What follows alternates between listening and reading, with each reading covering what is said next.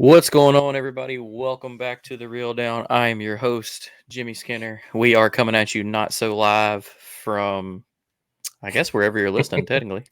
With Yeah. me, again, Garrett Johnson. For anybody that's What's just now going picking us on? back up, he's the new co-host, soon to be host when I leave his ass with all of this. I'm totally kidding. Please don't. Yeah, you, I'm you'd be still trying to lost. learn this. Yeah. Well, what's up, man? How you doing? I'm doing well. How about yourself? Just hanging in there. Tried to get out on my Hobie the other day, and I guess I messed up my 360 drive, and I had left the water in my hole, and it corroded all my wiring. So I got to redo all of it pretty much. Nice. Well, sounds Struggling a like little bit. Blake will have a fun trip with yours. That's the kind Yeah. of crap I'm dealing with. For anybody that's going to be in the Tennessee area, the Tennessee Boat and Fishing Expo is going on this coming up weekend. Let's see, it'd be the 3rd, 4th, and 5th in Lebanon, Tennessee. Yeah. It's not as big as the East Tennessee show, but it's really good. I always enjoy it. 2020 it was super big, but COVID obviously, and then there wasn't one, and then a small one. So it's working us way back up to the glory. But come see us. Me and Garrett will both be there at some point. I'll be there most of the weekend. So anybody in the area that's listening, I'll be there. The only day I won't be there is Friday. It's my wife's birthday. But other than that, come hang out, buy a kayak, check out all the cool deals on tackle. Show season is in full swing. Yeah. Show season and now tournament season. And Too. I haven't been to one yet. That's kind of weird. Fishing shows are my thing, and I've missed all of them so far. I was supposed to go up to the Cincinnati show. I was going to go check out the Indy show, and I haven't done that. I didn't go to the East Tennessee show. You better Saving all my money bring your for the wallet if you're Bassmaster going to be doing Classic. all that. Yeah. Yeah, I'll save all mine for the Classic Expo. That one's always. That's the way to do it. I spent a lot of money at that last one, but yeah. So if y'all are in town, make it to that. That's kind of what I've been dealing with, is trying to get everything together. We start tomorrow. We got to take everything over there and set up. So I got to leave like super early in the morning to go do that, because they open the doors to start setting up at 8 o'clock, and it took us till 8 p.m. last year, and I do not want to do that again. So we're gonna try to get on it a little earlier. And I got to go to Murfreesboro in the morning. A lot of the kayak community will know this information by now, but we lost a good guy last week unexpectedly. Diehard member of the New Canoe family, Mike Schmitz. Most folks that hadn't met him could tell you how good of a person he is. He's just always positive, always smiling, real awesome guy, full of knowledge. Prayers and everything with his family. I know his wife's dealing with a lot right now, but I'm going to get his boat tomorrow, and we're going to set up his boat at the show. Just kind of a little memorial for him, because there wasn't really too many people that fished kayaks in Tennessee that didn't know who he was. So, and he hunted in Africa and all over the world, and Heroes on the Water. He was part of everything, so everybody knows him. So I man was an inspiration. He really was. Sure. He's going to be missed. I found out last Saturday, and it sucked a lot. So I'm sure we'll tell a bunch of stories and get laughing about it. But anyway, on to brighter news. So we're coming at with another great show. This week we got the KBF Trail Series kickoff event in Polk County, Florida, Kissimmee Chain. There was a few different lakes attached to this one, and a couple that had been removed, which actually it doesn't show the list here on Fishing Chaos. So sorry about that. Maybe they should use I've got Lake Cypress, Lake Hatchetaniha, Lake Kissimmee, to basically the Kissimmee Chain, Lake Rosalia, Tiger Lake, Lake Marion, Lake Pierce, Lake Arbuckle, Crooked Lake, and I don't even know if I want to try this one. You've missed two already, but it's all good. Lake Weohayabakakpa. That's forever what I'll know it as now. I don't know that one. So a bunch of them crazy, Native American named lakes down there in Florida. We brought for you this week is we've got the day 1 and day 2 winners. and we didn't worry about that. There was a 2-day event going on, 2-day total, kind of like the Pro Series always was, and the 10 Invitational. The same guy did both of those, so he was in the 10 house, so I didn't want to bother him. We'll try to get him on with the 10 winner for next week, to let him talk about, how stoked he was to make it into the 10 house. But without further ado, we have the day 1 winner, Michael Lavoie. What's going on? Hey. And then the day 2 winner, Mike Elsea, returning guest. Glad to have you again. Good to be here, guys. Yep. All right, so first off, congrats, and tell our listeners about. They probably know a lot about this. This is one of those like bucket list areas for a lot of people. Most folks think about Okeechobee, the Harris chain, and the Kissimmee chain, but either one of y'all that want to give us a kind of a rundown of the lakes and kind of like the structure that a lot of those fisheries are down there on the Kissimmee chain. Go for it, Lavoie. So this is my 3rd time down here. I've been coming down little family vacation / fishing thing for the last 3 years. What I've noticed is most of the lakes are really shallow, a ton of grass, lily pads, tules. And there's not a lot of structures, there is some cypress trees in the water, not a lot of rock, and you got a mixture of hard bottom and soft bottom. That's pretty much it. That's what I figured out. And a lot of different grasses from what I remember when I was down there. I'm still figuring all that out. There's a lot of different you figured something out.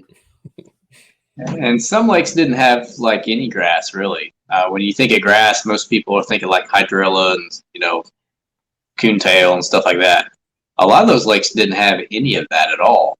Their form of grass was the Kissimmee grass, or like Mike was saying, reeds and the pencil reeds. Other people call them buggy whips, or and any sort of variation of that type of weed, if you want to call that a weed. Arrowheads and pads and spatterdock. That was the main types of vegetation down there for the most part. A lot of that spatterdock. Yes. Yeah. Most of it actually is spatterdock. There's very little true, flat laying lily pads, but there is some though for sure. But a lot of it's spatterdock. So first off, let's talk about a little bit about the weather setup, because I know last year. I was down there last year, and I remember day 1 of the tournament when I launched, it was 28 degrees. There was ice on the ramp. Yeah, it was stupid. I finally got to go fish Florida in January, and it was the coldest weather they'd seen in 25 years. So please tell me how much better it was this year. It was better, but I mean, there was like a little bit of low coming in, and I started thinking about last year, going, no, this can't. Why is this happening? You come all the way down here for this great weather and the fish, and all of a sudden it's like get this low, but it turned out to be not bad at all. It was nice. Yeah, and I'm probably going to take the blame for the cold front, because it is and I'm not saying I go to Florida a whole lot, but I've been down there, half a dozen times. For different events, not necessarily just the kayak fishing, but back in the bass boat days, I had a couple events down there as well. And it didn't matter what time of year I went to Florida, there was always a cold front that followed me there. It seemed like Jack over here. I'm glad you say that, Mike, because I thought it was me too. So. No, I mean, I don't know what it is about it, and it's always like the day or two before the actual tournament starts too. So.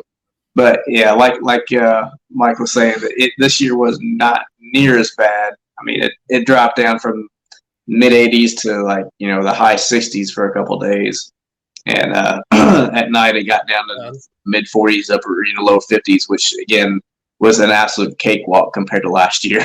Yeah, it was nothing like last year. We had the wind, but we didn't have the cold. It was breezy at times, yeah. But yeah, it was 1,000% better than last year. Man, what's crazy is like I was on the fence about coming down there, and I didn't because last year was so bad. Like I saw the whole cold front thing, and I was like, not again. I'm not driving all the way past Orlando to get that crap again. Yeah, but I hate I missed it. I mean, I started seeing all the pre-fishing photos getting shown, and like everybody was on freaking tanks, and I was like, oh, figures. Lots of big fish caught. Yeah, man, there were. I think when I saw Chad talking about between practice and the tournament, I think he said there was to either 10 or 11 that he knew of double digits caught at that point of the end of day 2. That's nuts. Like Florida's got him. Well, yeah, it was awesome. Pre-fishing was great. I mean, and I'll go into it later on, but just as in a quick nutshell, I mean, the fish were biting everywhere. I think. I mean, all the lakes that I practiced on, and I didn't hit them all, but all the lakes that I practiced on, I mean, I was catching them. Now, some of them, had better quality overall than others, which that kind of played into my decision making later on. But for the most part, I mean, you can go in any of the lakes on our list and catch fish. So it was cool for sure. Well, go ahead. I mean, that's where we're at. Let's talk about your pre-fishing a little bit. So, like you said, you've got experience down there, so you've got history, as they say. Kind of know what to expect and stuff like that. So, just kind of talk about your how you approached your pre-fishing and kind of things that made your decisions for aspiring anglers. Like how break that thought process down a little bit. Mike, you go first, buddy. I went to Hatch first because that's where I fished last year, and I wasn't able to get out of the houses, out of the little canals because the wind was ripping so hard. And I'm just in a PA-12 with just a forward pedal drive. That's it. So no motor, no no power pole, nothing. So I got stuck in there. And on pre-fish, before all that weather came in, I did catch some good fish out there. So I went and I checked those areas out, and I caught fish, and I caught fish in the wood, and I caught fish in those canals, but they really weren't really big quality fish that I was looking for. So I really did a lot of Google Earth kind of homework before I came out, and I picked Marion, Rosalie, Tiger, and Arbuckle. And then as the week went on, I was going to go fish 2 lakes, but I started at Arbuckle, and then I was going to go all the way up, and I was going to fish Marion.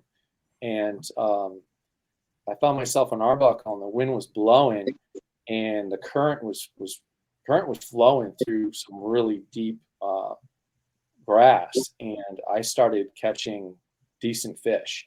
And then I hooked into a giant. And she schooled me, but they were there. They were on that current and that deep grass. And I'm like, I'm coming back here on day 1. That's it. That was it. Heck yeah. Well, sounds like it was a good call. Yeah, no. And that's so I didn't check any of those lakes last year. We didn't have the time, and I stuck to Hatch, one of the canals between Hatch and Kissimmee, and we went to Cypress. Cypress just looked like it should have been amazing, and I never got bid on Cypress, and it just made me mad because out of all of them I checked, Cypress I was like, this will be where I tear them up, and never got bid. But Elsea, tell us about your pre-fishing breakdown. If you don't want to say where you were, you don't got to. No, that's cool. That's cool. No, and just for the most part, going off of what you just said about Cypress from last year anyway, last year that lake was completely choked with weeds, with grass, and it was nothing basically but punching mats all day. But the whole lake was essentially one big mat, in my opinion. I tried out there too, and I had a couple bites or whatever. They were quality ones, but man, it was just it's so hard to find a needle in a haystack out there. And so you not getting any bites out there last year, don't feel bad, because I mean, it's not like the fish were everywhere, and to find a group of fish out there was pretty tough. Now when you did it though, then you were in good shape, of course. But anyway, Yeah. that's beside the point. This year, I didn't even go to Cypress because that's what was in my mind that lake was going to be like, was just a big solid grass flat again. Apparently, it was completely different this year. There wasn't near the grass that it was like last year. But no, I put a little bit of time on just about all the lakes. I did not go to Hatch. I did not go to the lake that you were trying to pronounce there, Garrett. It's just known as Walking Water. So I'm not even going to try to pronounce the name, but that's what the locals call it, is Walking Water. I did not. I wanted to. There's a couple times. I mean, I drove by the ramp a couple different times, and I'm like, man, I don't know. I don't know. It didn't quite suit me in a way. Vibes were off. Pardon? Said the vibes were off. They were, yeah. The vibes were off. So I bypassed that one, but I was on, I think, all the other lakes. I really liked Arbuckle. Did they take Lake Jackson off? Yes. Lake Jackson, I don't think, is in Polk County. Oh, that makes sense because it's the furthest one out. Yeah. It's out.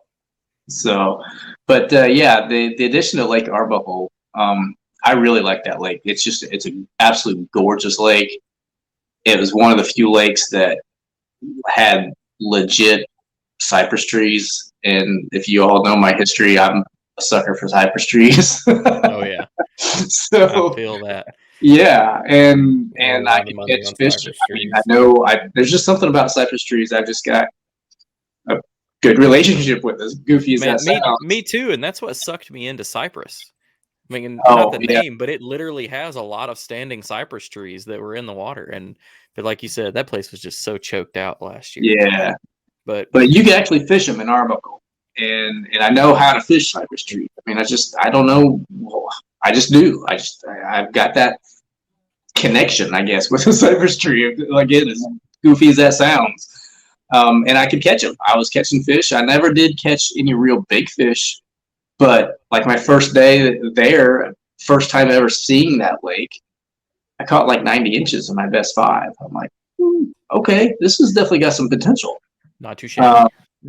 Right. So I spent another day on there later on and caught one, and caught fish. But again, it's just some of the quality was just a little concerning. I mean, because I knew I could go there and at least catch a limit like nothing. I was pretty confident in that. But competing against this field, I mean, everybody that fishes at Invitational, they're good. They're going down there for one reason, the same reason that I was going down there, right? Is get back into the 10 house, or to get into the 10 house to begin with, right? Right. And so, I mean, you're going to have better than average quality of fish on a consistent basis. And I did not find the quality fish that Lavoie found. So I ended up not fishing there. Almost went there the second day, actually, but it just. So go ahead. Yeah, and I was gonna say we're gonna get to the quality of fish that he found here in just a second. Yeah, right. He did find a. He found them for sure. The lake had a lot of everything. It had, like you said, it had the cypress. It had those deep grass. The lake kind of choked up, so you had 2 points, right? Mm-hmm. It had a river system. It had a canal. It had a bridge that you could fish up to, right? It had, and then it had like some flats on it, some like nice flats in the back where the cypress was. So, and it had like small chunks of that spatter dock, like little spots of it, which when that wind's blowing, like I fished California Delta, when you have like little sections of grass like that, tules or whatever it is, those fish will kind of gang up in there and they'll like in the current and they'll just pick off bait as it comes by. So it kind of had a lot of that, and that attracted it. And a lot of really big alligators in that lake as well. And dude, yeah, like for real, I actually got to see an alligator attack. I mean, like full breached out of the water twice. An alligator was getting something. I don't know if it was another gator, or if it was a bird, or what, but it was the coolest thing I've seen in a long time. I'm just glad I wasn't sitting right there at the time, though. Dude, we didn't get our taste of them when we were in Florida last year because it was just so cold. They just weren't Right. moving around. Right. You'd find them on the bank every now and then, but The I have Arbuckle, no respect for them. Like, yeah, and Arbuckle was full of them, and I mean like 8, 10s, like legit gators, and they were like growling amongst each other and all kinds of stuff going on. But the reason why I bring that up, again, another kind of silly side note, is every time I got around alligators, I was catching fish. I've heard that connection from other like Florida boat anglers. Like, Yeah, I found them in the water, fish surround them. Like, they're usually hanging out with their food. Like, I don't know what it was about it, but every time, and it was like that on every lake that I was. If I was on a particular lake and like no gators or anywhere in sight, I wouldn't really get bit. And then I'd run up on a gator and like, oh, hey, look at that. There's fish. I don't know. It's the weirdest thing. I was on a gator path, I guess. Did either of you all have any curious gators? Like, I didn't. No, I didn't. I had one big one. Like, you launched when you fished it. Did you launch from the north? Yes.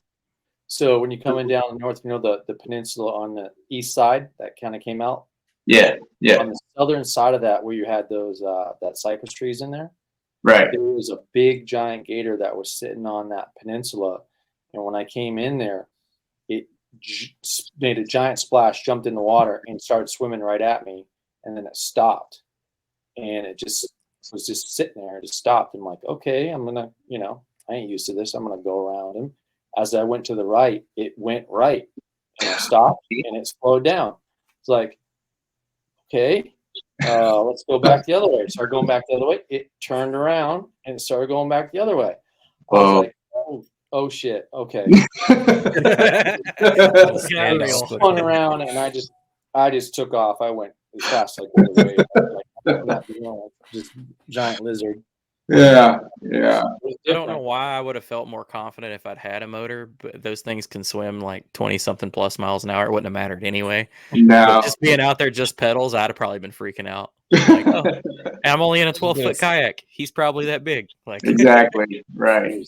Well, I didn't mean to get us on a tangent on a whole alligator thing. But, that was part of my pre-fishing, though, I guess. But yeah, like I said, I sampled pretty much a good chunk of most of the lakes, and I settled into one that, from history, I fished the same lake last year. In fact, pretty much the same area, and did pretty well. And so, yeah, taking in multiple factors: the weather changing, the pressure that some of these other lakes that I knew that they were just going to get pounded, not only by kayak anglers, but there was like a 65 plus bass boat tournament launching out of Kissimmee State Park or something like that too. And so I knew they were going to run into like Tiger, for example. Tiger, I like fishing Tiger Lake. It fishes. It's like, I don't know. It almost fishes easier because there's only two types of structure those fish can get on. Right, they're either in the pads or they're in the Kissimmee grass because there's nothing else. There's no other type of weed. There's no trees in the water or anything. Right. And so it just seems to fish a little easier. And it fishes smaller though. Yeah. Which is a downside. So anyway, all those things combined, the weather change, the amount of competitors, plus the bass boats, all those things combined kind of pushed me to try to get away from some of that, and I ended up basically fishing some history, and it ended up working out. Yeah. What lake did you fish, Mike? What lake did you fish, Mike? Marion. Is that the one that had the island? There are some islands in Marion, yes. Yeah, like on the west side of it. There's 2 islands on that lake. Yeah, I looked at that because we had the wind, and I figured that island's kind of close to the shore. You'd have that current that'd be ripping through there. Plus there's a boat ramp right there, so it makes it kind of easy. That helps. Yeah, like Bud something or other. Yeah. But before we get into the day one, did y'all have a bunch of fan boat encounters? I did not actually. No, and that was a first. It was a first. I figured when I was on like Kissimmee, there was one I think that went by. A few crappie crappie fishermen and bass boats and stuff. I mean, and that's another lake I was really considering too, because I've done decent on Kissimmee as well, and I went out there in a practice day and had a limit in like 30 minutes. There weren't any giants in that limit in 30 minutes, but I was like, hey, there's definitely some fish here. But yeah, again, it's like, okay, I caught in practice. I caught a couple like 21s and pluses on this lake, and on this lake, I didn't catch anything like that. So, you got to swing for the fences on some of these things. So I just went with the quality. Nice. Heck yeah. Well, all right. So let's jump right on into day one. So whoever wants to start, just tell us how your day turned out. I've got a photo already uploaded here for whenever we hit the donkey of the day. Yeah. Go ahead, Lavoie. Day one, like I said, I went back to Arbuckle. I immediately went out to the deep grass spatter dock, and it was ripping right off the bat. The wind was blowing hard, and I just started off with a chatterbait and like a punch rig, and just started meticulously hitting every single point, going in maybe 30 yards into it, and then going to the next one, and just moving my way up the lake, and that was pretty much it. And I started catching fish and just stuck with that, and those fish were kind of right on those points. I did go into the trees a little bit. I caught some fish, but they were smaller fish, a bunch of bucks that were right on the trees. I don't know if there was a lot. It looked like there was a lot of bait or fry around. I think they were garters. But I immediately kind of got out of there and went back and just, it was tough. I mean, literally, I was up and out of the seat all day long because the wind was just ripping. I didn't have a motor. I just pedal, get up there. Sometimes I try and grab some grass and wrap it around my H rail and try and hang on there for a minute, but I had to work pretty hard. Really did, and but it paid off. Yeah, I caught some decent fish, and I can only imagine how. So I did it last year in the same boat you're talking about, but with a motor, and it was everything the motor wanted, because we had Saturday last year we had 30-mile-an-hour sustained, 40-mile-an-hour gusts, and it was absolutely ripping, dude. So I can't imagine only having your pedals. Like, that must have been exciting. And no reverse either. When I got into those trees with no reverse, it was just stuff everywhere. I'm like trying to paddle backwards and just rods and just it was fun. But the fish were there, and that that kept me into it. It kept me going. It was about 2 bites an hour, but I was looking for 7 bites. That's all I was looking for. Can I ask what direction the wind was blowing for most of the day? North. North. It was Strong north wind. It was a cool wind. Yeah. No, and so most of the fish that you were catching, like the better quality, were what stage of the spawn would you say they were in? They were post. They were post, or they were just going in. Wow. The couple of the bellies were pretty soft. On one of them was really soft, so I think she was post, and the other one I didn't check, but I think she might have been post too. But yeah, they were. They weren't. If you look at the fish, they're not real fat. They're just giant. Yeah. They're just big, huge head with kind of a natural curvature of the body. Yeah. Go ahead and tell us about your big one. I'm gonna while you tell the story, I'm gonna go ahead and pull it up here. So I started to figure out that towards the middle of the day, late morning, they were. Oh shit! Are you still on there? Yeah, we're still here.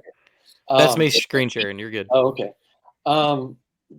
they were getting into mixed grass. They were getting to that Kissimmee grass, like Thule style grass, that tall grass, with the spatter dock mixed in.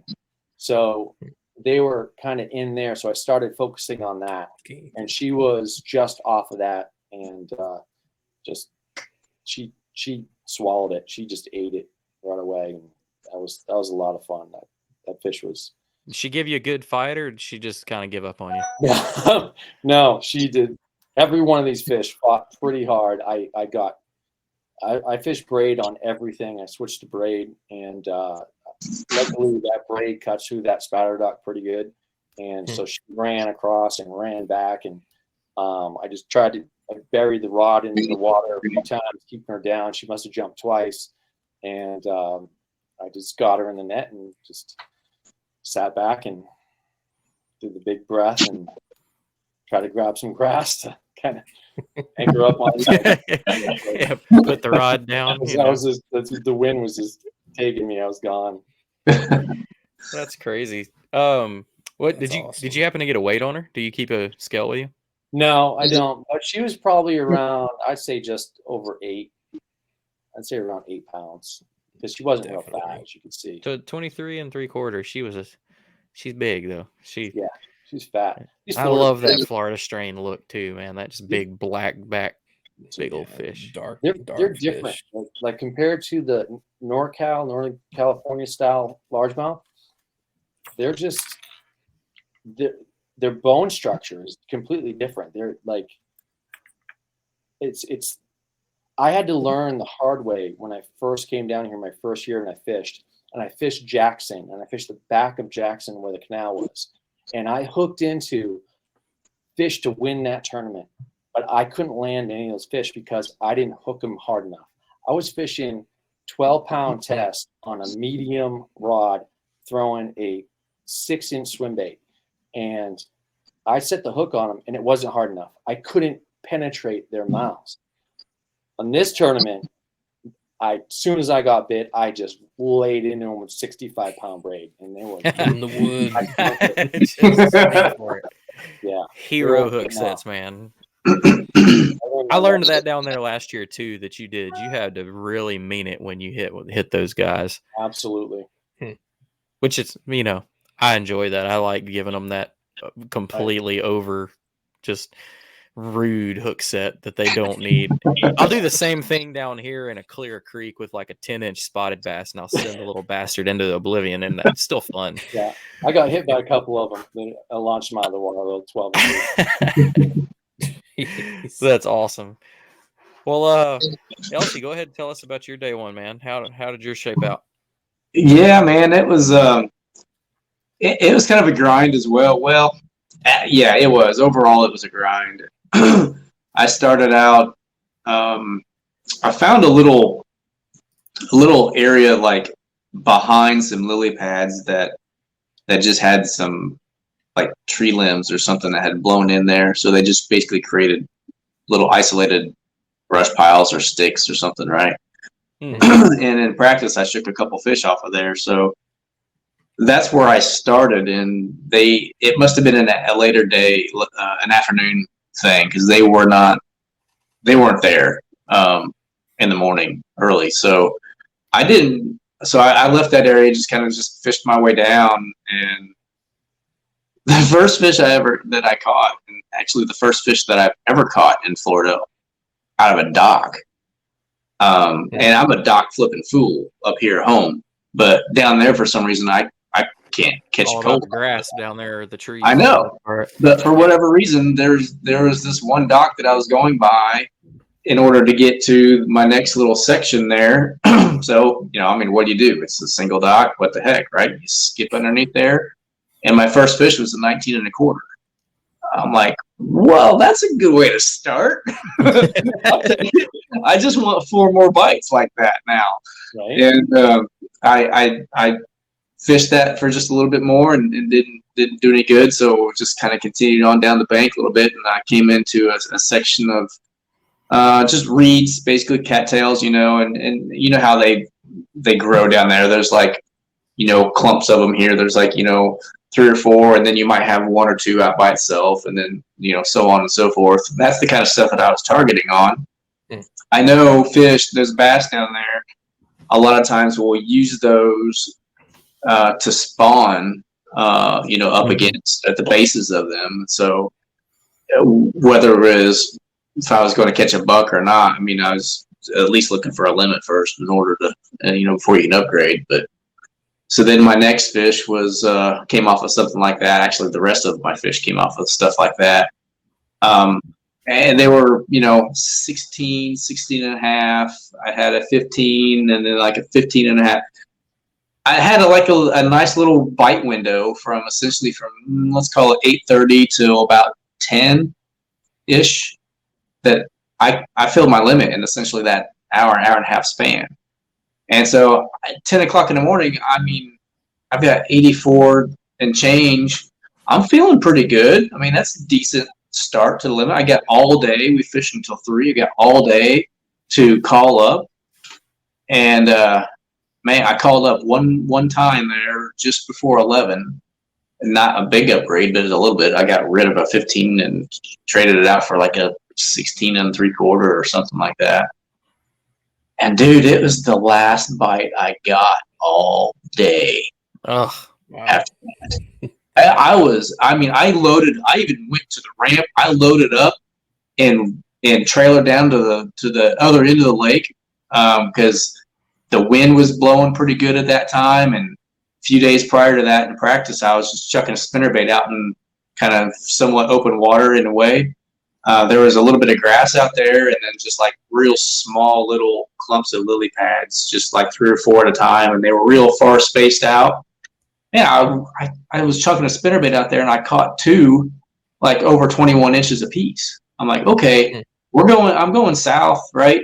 And I'll at least start chunking a spinnerbait or something. The conditions are identical and hopefully I can run into a big one. I never got a sniff. So that was pretty frustrating to have a solid limit that early in the day and then never have a bite the rest of the day. And then come to find out, of course, I hear people, got on a flurry right there at the end of the day too. And I wasn't even in the same planet for that matter. I hate those days, man. Oh man, I don't know. So that's how my day 1 went. It was I could have went to the house at like 11 and forgot it. Just all right. And so yeah, that's how it was. I just did not run into that quality bite that I was hoping to. And if I had to do it over again, I probably should have just stuck it out where I started and just, stuck it out up there. Because I mean, there was big ones up there too. The old saying goes, hindsight's always 20/20. But and then you never leave fish to find fish. But I mean, I had some fish found kind of everywhere since, so it wasn't quite that extreme in my mind. But looking back now, maybe I should have just stayed where I was and went for it that way. But right, what do you do? That's like you said, that's a little bit different situation though. I mean, you had your limit. You've kind of seen what the size that your limits consisted of and the fish you've been catching. Like those are times that I actually consider like, okay, well, I know I had a bigger bite somewhere else, so I don't fault you for that at all. And you still had a good day, man. You 22nd by the end of day 1 out of 105. So I thought it was like 18th or whatever, but anyway, it doesn't matter. Yeah, it was whatever. Maybe on the wrong day. That's okay. It says 22nd, but who knows? Okay, yeah, it doesn't matter. It's fine. I mean, I know in the long run, I was essentially one big fish away from fishing in the 10, so it's oh man, that's all I needed. I know. Yeah. and then to go back, Michael, you ended up with the win with 98 3/4, and just something for you numbers folks that pay attention. 98 3/4, and he still had a 16 1/4 in the bag. So yeah, another one of these sacks that one more crazy fish is just blowing it out there. Not giving. We had a heck of a day, man. Yeah, and before we get into, go ahead. I hooked into her too, and I lost her. I lost 2 really good fish in the grass. They just got too wrapped up. I just couldn't get them out. I try and like feed them a little line and see if they could work their way out, but she just kept jumping and spinning in it, and just yeah. But I'm blessed for what I got. I'm happy. Oh man, Wow. that's you can't. It was a great day. And then before we jump over into day 2, I wanted to give Russ a little shout out with that donkey that he caught that day. 24 or something like that. Yeah, 24 and a half, I think. God. That's you haven't- respawn right there. Yeah. He's ready to pop. Yeah. For anybody that hasn't seen it, he's got a cool little video that he shared up on it too. It's a pretty cool catch. But yeah, so let's want to back up I here wanted on the to ask. scoreboard. So on Yeah, that go ahead. first day, were you guys kind of mostly catching them like punching, or kind of moving baits? Punching and chatterbaits are kind of the main deal, but I was flipping. That's all I was doing. I was flipping. I couldn't hardly buy a bite on a moving bait. I caught, out of the whole week of practice and everything, I caught one fish on a chatterbait. wow. I don't know, and that's very that's not normal by any means. Yeah. Now it was a good one too, by the way. It was like a 5-pounder out of Lake Pierce, and I tried to do it again on another day, and that was the only fish I caught all week on the chatterbait. It's weird. Wow. I fished 4 different baits. I fished a swim bait, I fished a chatterbait, spinner bait, and that punch rig. And the chatterbait got me bit a lot, but like in the trees, I had to run it into the tree to get them to bite. Almost like a square bill, like bang off like, of it. but I tried a square bill, but there was too much grass, so or debris, or that black squiggly hairy stuff. I don't know what that stuff is, but there was a bunch of that stuff in there, and so the chatterbait kind of made it through all that stuff. And then once I was in open water, it was the swim bait and the punch rig, and that's what really. Well, when you were talking about catching them in some of the deeper grass, everybody knows the depth of saying it's deep, relative. What kind of deeper grass are we talking about here? Because like we said, everything out there for the most part is shallow. 4.5 feet. Yeah. Wow. Yeah. 4.5. Once I found that deeper grass, that's when I saw it. Awesome. Well, kind of like a post-spawn recouping area, it sounds like. That's exactly what I thought. It was kind of like in areas where you could tell there were some flats and there were some trees around, and they just kind of would go to that, and then it just looked good. It looked healthy. Yeah. Sweet. Smart. It's it's crazy for me that, like, end of January, post spawn already. Like, right? we have it until May here in Alabama. Like, to think that those fish are already, some of them are already on that off edge of that cycle. It's just like F you, Florida. That's what I got to say. Some of those lakes, obviously they warm up faster than some of the others do, and I read that in just some of my homework and research that I was doing, that Arbuckle was one of the first lakes that they spawn. I think a part of that is because the cypress trees and the real tannic water, that water's just jet black, and it warms up the fastest there. Compared to some of the other lakes, like where I was fishing, they were just now coming in. I mean, all my fish were fat, and I'll get into it here in a minute when we start talking about the day 2 stuff. But some of the males that I caught, I knew were males because they were peeing all over me when I was trying to measure them. So that clued me in on some stuff too. Yeah. What'd you get, Mike? What'd you get for water temperature on Marion? Mid 60s, low to mid 60s. In the back, the trees in Arbuckle, I was getting 70 degrees at the end of the day. Exactly, that's what I'm saying. Wow. It warms up a whole lot faster on Arbuckle than it did some of these other places. I bet you our water's like in the freaking 40s right now, 40s or 50s. Oh man. Well, Joe, go ahead and jump into day 2. I want to hear about it. Any big changes in the weather pattern? Still a lot of wind. Go ahead, jump in, Elsea. Really, the only difference was it was a little sunnier. I mean, it was still a little breezy. I don't know if it was quite as bad. Lavoie, do you remember? Was it quite as windy? I didn't think it was. In the morning, it was a little bit, right? But then it kind of chilled out, and we had. Yeah, I think you're right. But I do know that it was sunnier longer throughout the day. It was a dark, cloudy, gloomy day on the first day. Yeah, the morning it was a little cloudy, and then it kind of cleaned right up. Yeah, yeah. It was like one of the most beautiful sunrises I've seen in a long time, for sure. Wasn't it? Oh my gosh, it was unbelievable. Yeah. Like a whole array of colors going on. Yes, it was. Purples and all that. It was. It's awesome. That's awesome. But yeah, for me, man, I struggled so bad internally there to even when I woke up that morning of actually where I was going to fish. I did not have my mind made up. I mean, I had my mind made up that I was not going to go back to the same area. Okay. And then again, I started thinking, all right, well, I know Arbuckle just got pounded. I know Tiger got pounded, and I know this lake has bigs in it, and maybe for whatever reason, maybe they'll bite better. This is like my best odds of putting up a big sack in my mind. And so I'm like, all right, I guess I'm going to go back.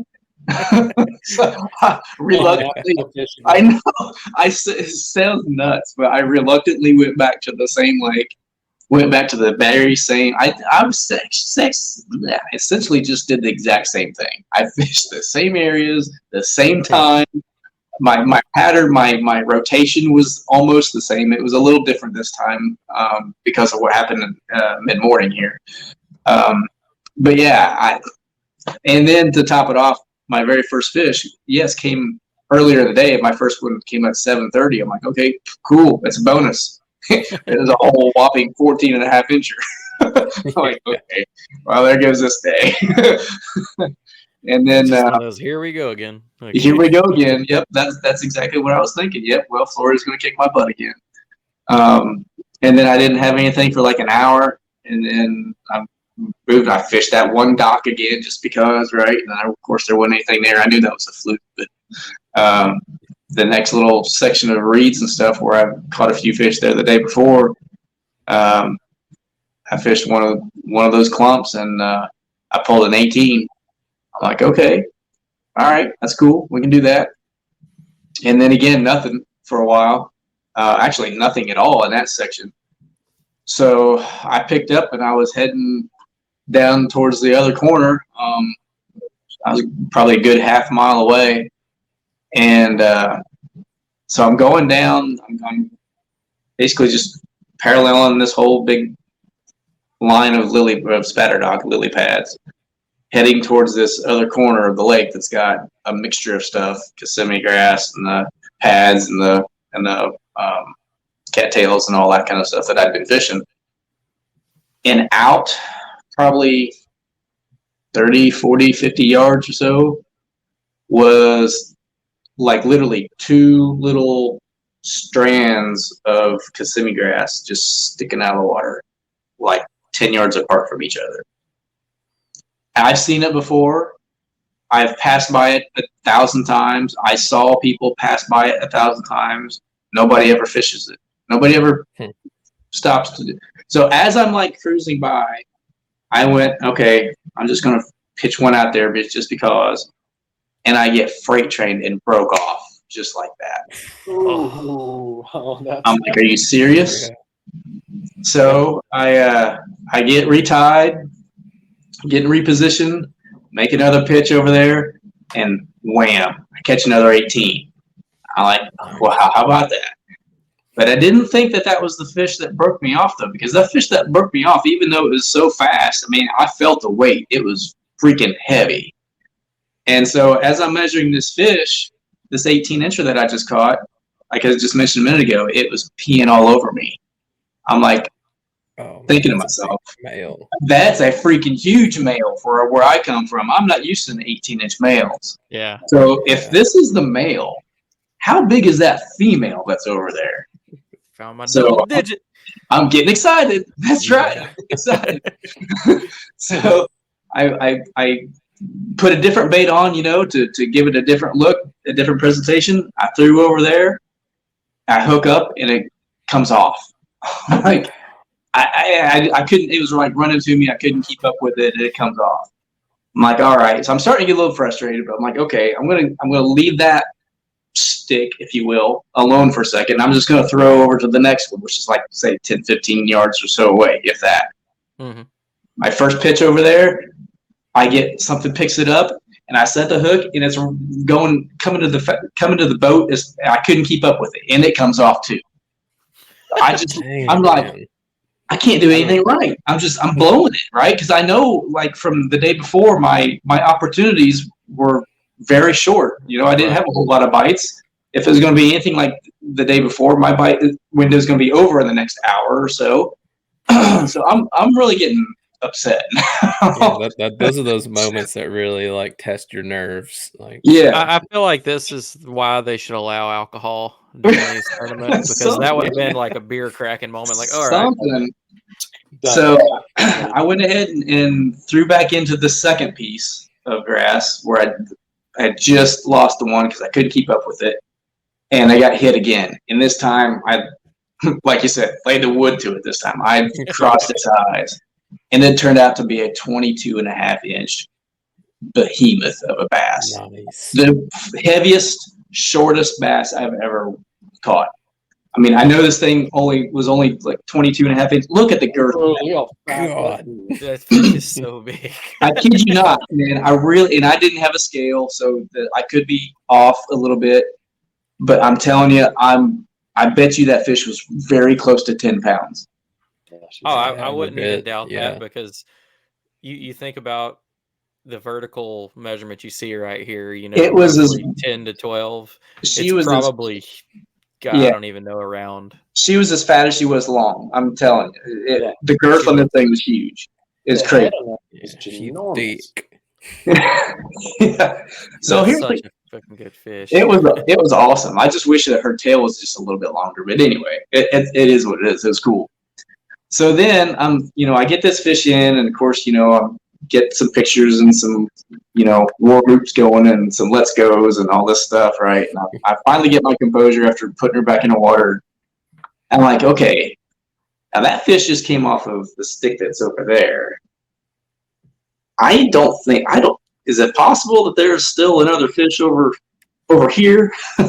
So I make a couple more pitches and didn't get anything. I'm like, all right, maybe for whatever reason, maybe that was the one that broke me off, and she just moved over after being disturbed a couple times or something. But yeah, I don't know, whatever. I'll make one more pitch before I go on.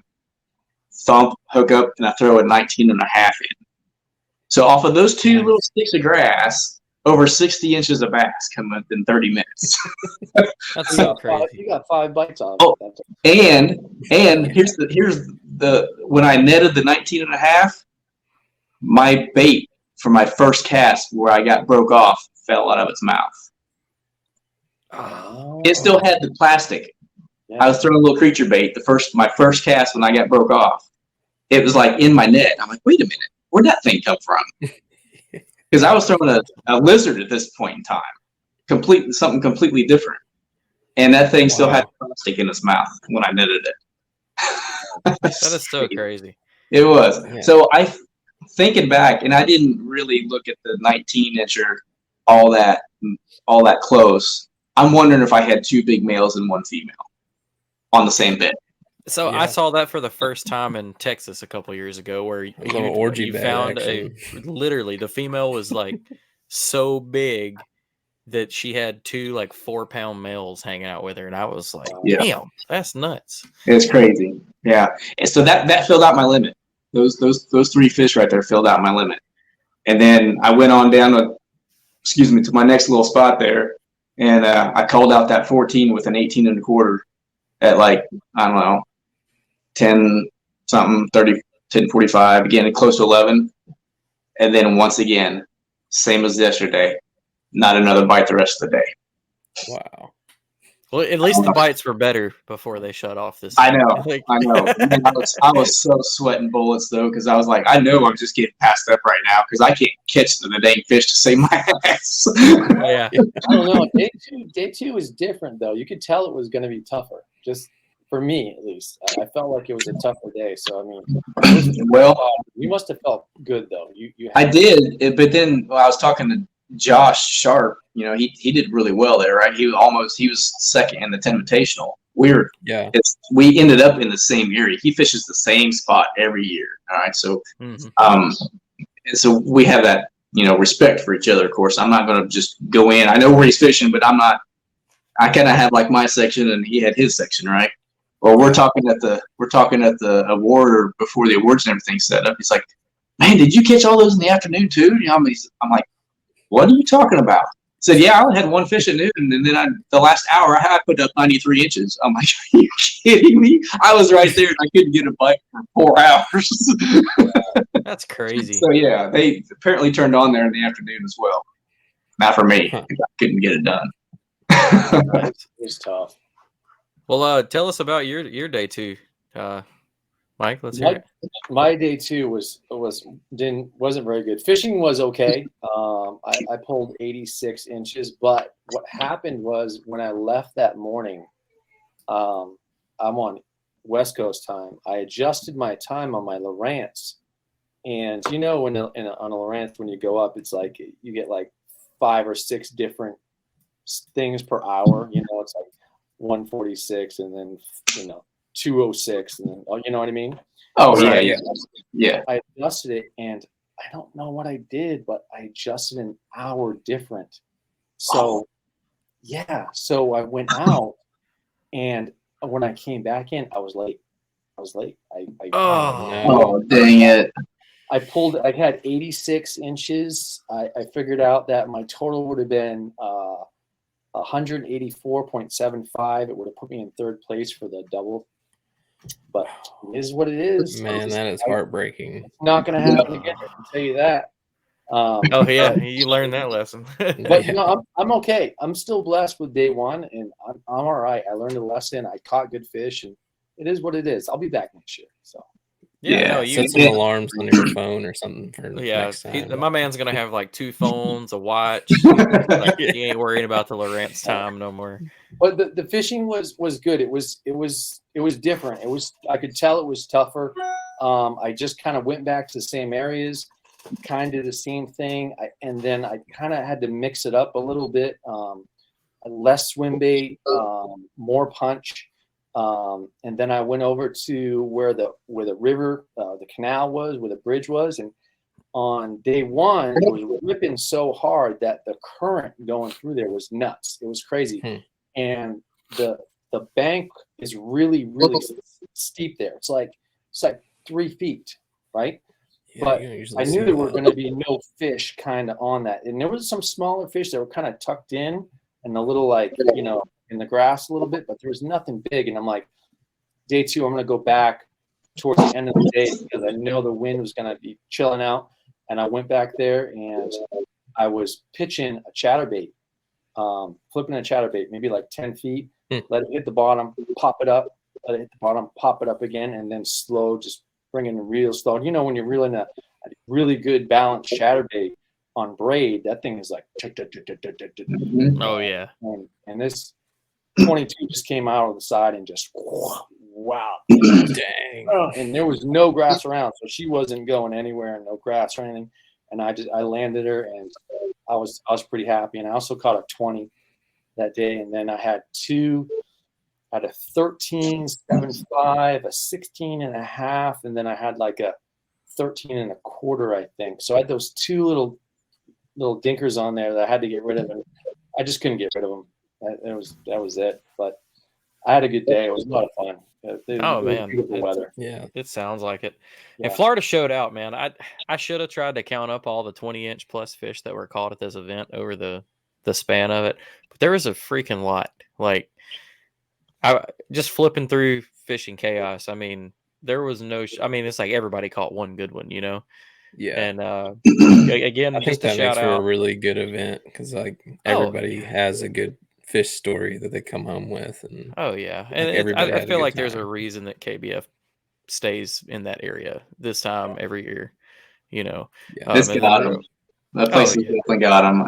I wish I could, of course, I'm sure everybody does. Wish you could string your best 5 that you had throughout practice and everything just to see, Right. Yeah. like a little side pod, that'd be cool. Right. I Yeah, I probably need to would have have had, like a pre-fishing champ side pod or something like that. if I could have strung my best 5 together, I don't know. I probably would have had, I don't know, probably maybe 107 to 109 ish or something like that. And guys pull that here, and like the online tournaments, they pull like 110. And Oh yeah, they do. Yeah. Yeah, all the time. Yeah, and I didn't catch a 24, donkey like y'all did, but I had several in that 20 to 21, 22 range though over the course of the week. And beat that. speaking of the donkeys, just give another shout out to another giant one. Bobby Dennison caught this freak 24 Yeah. and 3/4. I mean, he looks like he's literally gripping it to huck it like a football. It's that freaking big. Like, it's so big. And it I don't know if this would hold true down in Florida. My knowledge with the fish, when they're that dark and they're starting to almost gray, is that's an old fish. I mean, obviously it's old because of the size, but when they start to make that like turn over the hill in their life, that more gray color comes out. Like, that's a dinosaur of a giant bass, man. That is a giant. Look how big That's that so. head is. Yeah. I would, when that head came out of the water, I would have probably had a stroke and just died. Like, somebody can grab the rod, it's over for me. But yeah, I just wanted to shout it out because, I mean, there were so many big ones. The mouth would have been like, oh my god. Yeah. I know I could stuff both my hands, and I know I don't have the world's giant, biggest hands, of course, but I could stuff both my fists in that 22-incher that I caught. It's crazy. Jesus Christ. I know. It was again, the thing was taller than it was, or wider than it was tall again. So I don't know. It's crazy. That's so nuts, man. I remember on that big fish I caught, she swallowed it deep, and I remember I could take my whole hand and just put it all the way in and just get the hook out. Like, I can't do that at home with the bass back home. I can't do that. Like, Jesus. this is easy. Okay. That's so like, I've caught some good ones. I've caught 123 on Pickwick, but even it didn't have a mouth like that on it. Like, you could almost get your hand in it, but that's crazy. Yeah. Well, y'all did a great job, man. I'm excited that the season's kicked back off. Y'all had a great first run at it. Took home some good money and good AOI points. Get everything rolling on. Well, what do y'all got next? What's your next tournament? I've got Lake Murray, South Carolina next February. Nice. Gotcha. I'm going back NorCal, and I'm fishing a local event, Yakabass event up there. I'm gonna fish that kind of stuff, but I am gonna try and make it to at least 3. I'm gonna go down and try and make it to Havasu. Obviously, we got the KBF on the Delta, and I'd like to do one more. I don't know where, but we'll see what happens. If I can scrounge a boat somewhere, maybe I'll fly out somewhere. Yeah. It's Can I tough. ask, like, logistically, how did you get all of your stuff to Florida from California? I think we actually missed it. I don't know if we talked about it. Mike Lavoie came all the way to Florida from Sacramento, California. So NorCal, like you've been hearing him talk about. So this was a stretch for a tournament angler. It's a long way. Coast. Yeah. Right. I actually bought a PA-12 from a friend of mine that I met down here. His name is Doug Wilson, and he's a big fish guy out here. And I bought one of his old PAs, and he just kind of gave me some gear and a board, and I kind of traveled with some rods and some baits and a few reels, and he gave me what I needed in necessity. I mean, my net was, just put it away, I needed a bigger net. I can't tell you that, but it worked. It worked. So That's cool.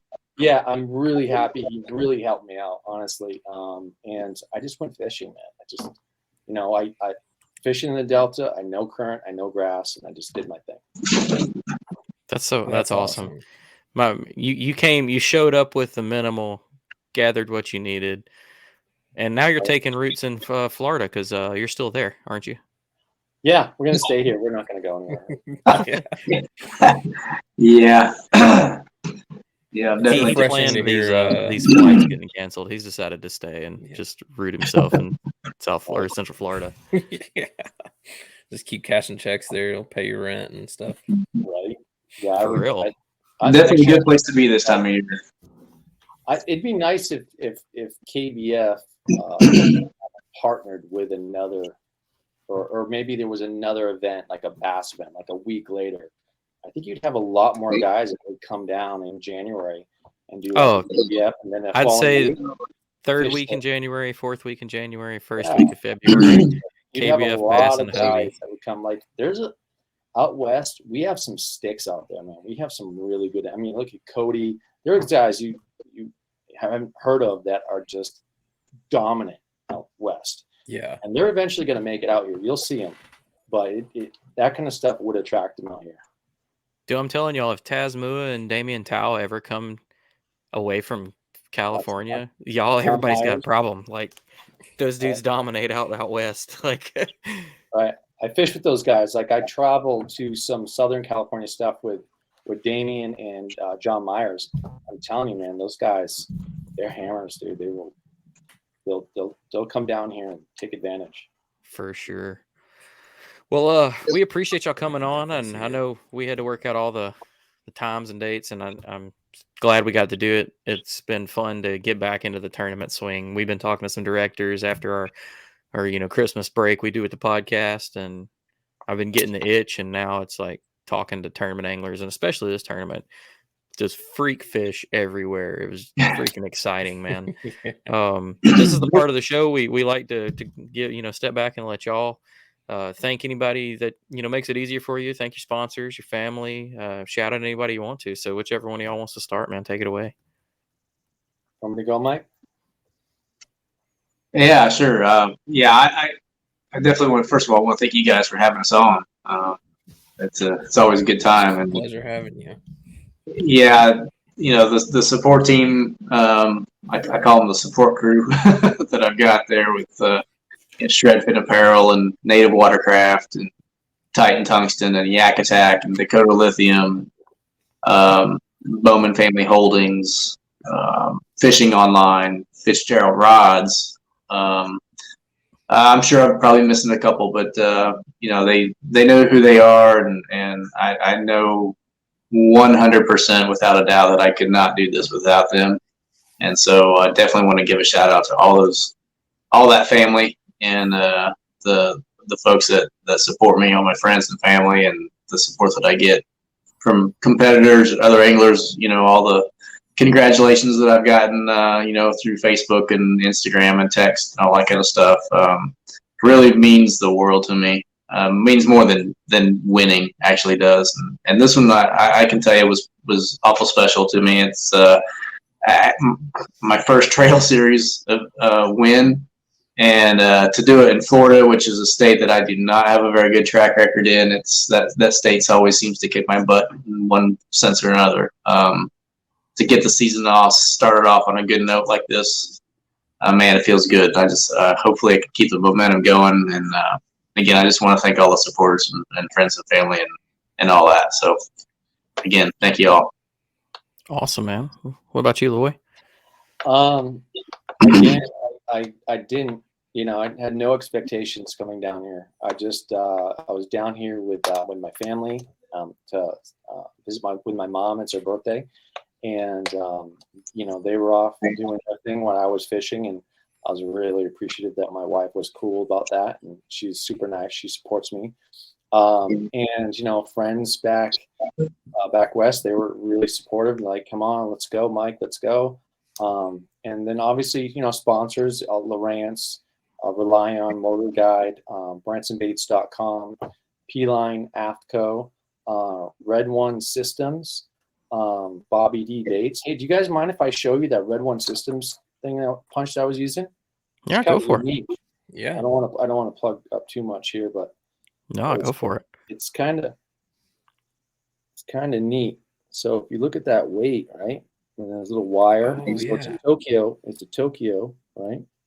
But it's you've got that weight, and it kind of slides through there. That Huh. that thing punches through everything, and because in Florida we have that, like sometimes you'll have that little bit, that grass or that whatever that is on the bottom, just kind of Yeah. goes right down there, and I could find the hard bottom, and that thing is so sharp, it just goes through everything. So I want to thank them and give me some baits, some baits to go out here and try, and they were obviously really successful. And thank you guys for having me on. I really appreciate it. And thanks KBF for having these events and making them so professional. And I'm looking forward to next year. Awesome. And then thanks KBF for writing me a big fat check. Y'all both forgot to say that part. But Yes, thank you for that too. Hey, I do want to do make one more mention as well, and that's the whole video release thing. I don't know if y'all caught the whole thing during our awards and stuff. So I had a couple fish that were challenged because they were very, very similar. I had the two 18-inchers that I caught on the second day. I had a couple of characteristics that, man, it looked like they were the same fish.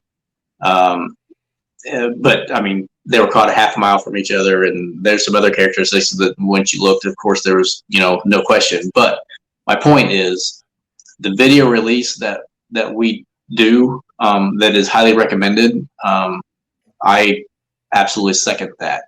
I highly recommend video releasing your fish, because it came down to me showing Chad that, hey, so here's the fish that I had.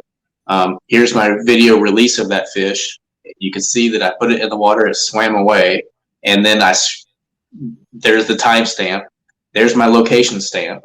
Okay, so then I went to the other fish in question and say, okay, here's the release of that fish. Here's the timestamp, and here's the location of that fish. Wow. End of story. yeah. Done deal. And that right there is why I have this sitting behind me right now. That's awesome. So I just want to give a plug, because not only does it saves the integrity of the sport, the individual, but it also saves the integrity of the whole system, right? Yeah. Oh yeah. Yeah, that's For sure. awesome. Did you do a bunch of video releases, Mike? I video release every fish I catch. We do. So I did 4 on the four big fish. With the whole check it out. And Yeah. No, I do that on every and we kind of started that in like the national championship in the 10 last year. Yeah. That's kind of where that started, and then I got a little more of a taste of it in the World Championships, or excuse me, in the Pan American Games that I competed in Mexico this past December, where we used a different app, and we were required to video the whole thing. We didn't even take a picture of the fish. We videoed the whole thing of the fish on the board, us talking, say, here it is, it's whatever it is, 20 inches or whatnot, and then releasing the fish. The whole thing was a 12-second video. We had 12 seconds to video all that. Man, I tell you what, at first I was like, man, there ain't no way. It's hard enough to take a picture of the dang thing, let alone get a video of this whole, And so once it was all explained, and you got 12 seconds to do this, and if you don't, then you just do it over until you get it right. And man, it was slick. I absolutely loved the whole thing, and I feel that could be the future. Oh yeah, we've had too much in the recent history in tournament fishing with accountability and fish challenges, which are accepted. I mean, you need to be challenged by your peers if you see something that looks suspicious, or because I've caught two fish, the same fish, twice in one day and not realized it, and then I had too. Looking back, you're like, oh shit. Right. right. But I think you could be right. I think it'll probably take steps towards it. I think video release will become more prevalent throughout them, and then it may turn into a full video of the whole process, like you're talking about y'all did in Mexico. Mhm. But I guess So, that's a conversation for another yeah, day. that's a different podcast. I'm sorry. I just wanted Oh, to. you're good, man. You're good. Well, awesome get it job, out guys. there. Congrats on the first event of the year. Hope y'all have a kick-ass year for the rest of the year, and hope to have you back. We'll be watching y'all kick ass at another event, and we'll be glad to have you back on. Yeah, I'm sure we'll see you guys around. Yeah, thanks, guys. Awesome. Well, we'll talk to y'all later. We appreciate it. All right. Yeah, get home safe, Mike. Thank you. Other Mike. Hopefully don't cancel my flight Michael again. Yeah. If they cancel your flight again, it's a sign from God just to stay I'm home. just gonna go fishing with it. That's Yeah. right. All right, There's guys. one for me. Thanks. All right. Thanks, guys. Awesome. Man, Yeah. I want to say Good I wish I stuff. was down there, but I know if I'd went down there, the fishing would have sucked. It'd have been 10 degrees and snowing, and no big fish would be caught. So Yeah. no, well, keep you out of there then. yeah. Sounds like No. they had a good time though. Like it's I'm always cool, hoping- like this event, because it's like one of the first big events of the year. So there's a lot of excitement around that, and it's awesome for those guys to take home the wins on that. Oh yeah, I mean you got to feel good starting your season off with a W, and then in Florida, like bass fishing heaven, like one of the 2 or 3. Like Yeah. I'm hoping that those vibes come walking all the way up here to Gunnersville, beginning of March. Yeah.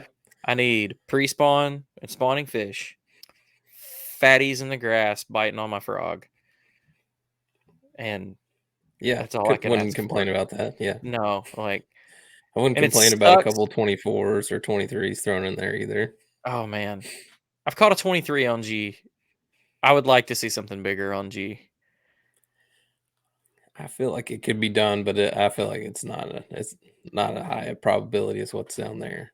I've never caught any freaks in the spring on Gunnersville. I always catch my big ones in the dead heat of the summer, frogging or punching. But Yeah. and I know they do. I mean, you keep up with any kind of tournaments, bass boat or not, they catch freaks on Gunnersville in the spring. But hopefully, this is the year. Definitely. It kind of sucks that. I mean, I completely appreciate our new pre-fishing cutoff times and off periods, Bassmaster and Hobie are doing. But at the same time, we have a local club event the same day, TVKA and NACA, both the same day as that tournament. And like all of my buddies are wanting to go pre-fish and go exploring, and I'm like, I can't freaking go. Like, sorry, man. Yeah, but so that's 7 days before the that tournament. sucks. I'm gonna be bugging the shit out of you. Me and you gonna have to go tear it up. Yeah, I'll be there. I'll be ready. I got it marked off already. Oh yeah. So did you get the stuff worked out with Tourney X this time around? No, I don't know what the deal is. I don't know if it's an update issue. I'm gonna email Dwayne about it, because like everything on the app comes up or the website, it comes up, but as soon as you try to get into the tournament archives, it's like that page does not exist anymore. It actually says this page is not working right now. So I'm gonna let him know, because I mean, how many people are actually looking back on Tourney X? Probably not many. So nobody's probably hit him up yet. But so sorry again, folks. I know the 10's going on. I think they find out the winner of that tomorrow, I think. And so we'll have that show next week. A lot of hammers in that. A lot of good fish were caught. I know the last everybody saw, Josh Stewart was running away with it. I think he had a 7-inch lead or something like from that. yesterday. And he, if I remember correctly, I think he's qualified for the 10 more than anyone else, and he hasn't ever won it. I could see it. So he is due this event. So, and I know when I talked to him in October, like this is the only thing he was talking about, like winning the 10, getting back and then winning the 10. So I hope it worked out. I hope they did a little interview at a little bar tonight, just seeing who each person thought would come in dead last, and he just had a shit-eating grin on his face, like I think he took it home. So we shall see. We shall hopefully have that on next week. Yeah. If not next week, we'll get it on at some point.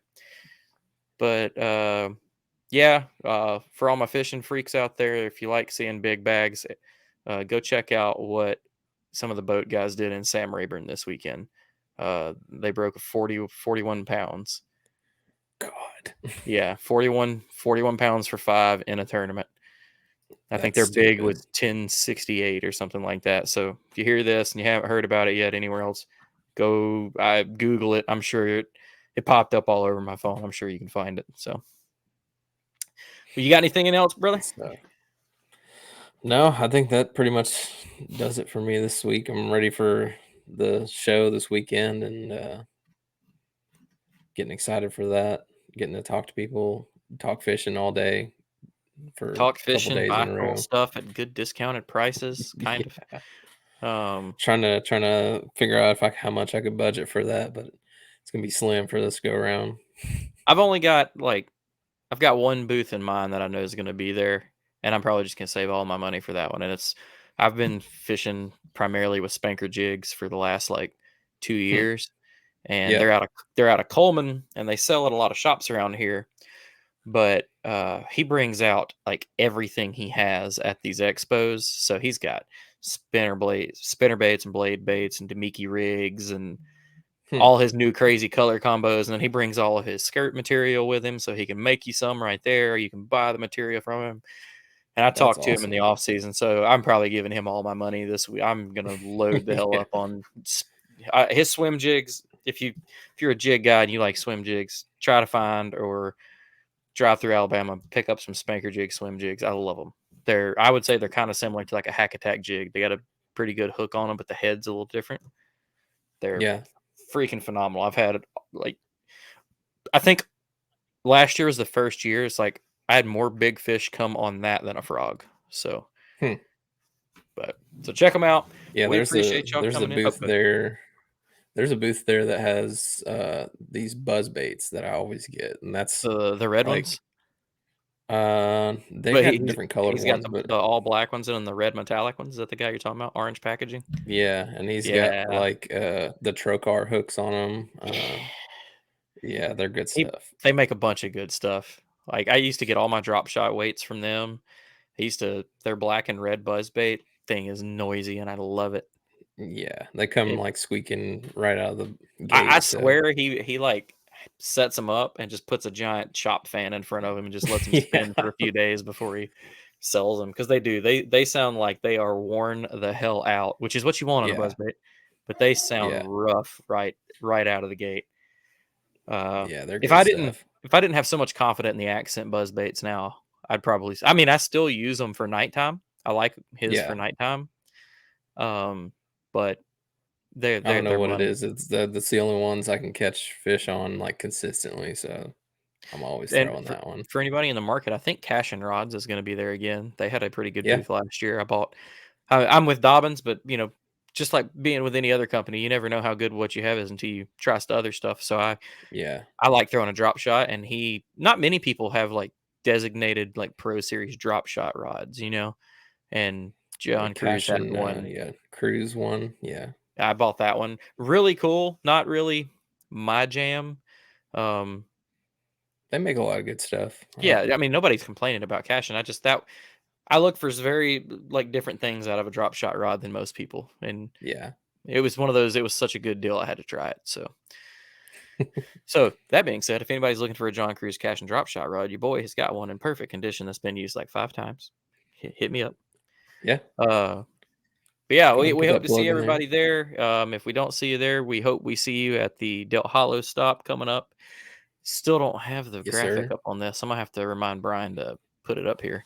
But that's coming up. Double dip, fish with CTKA, fish with us. We'll have prizes and food and beer and all the goodies. But until then, it'll be a good time. We will see everybody next week. It's been another great show here on the Reel Down, and we will see y'all later. Peace. Good stuff. See you.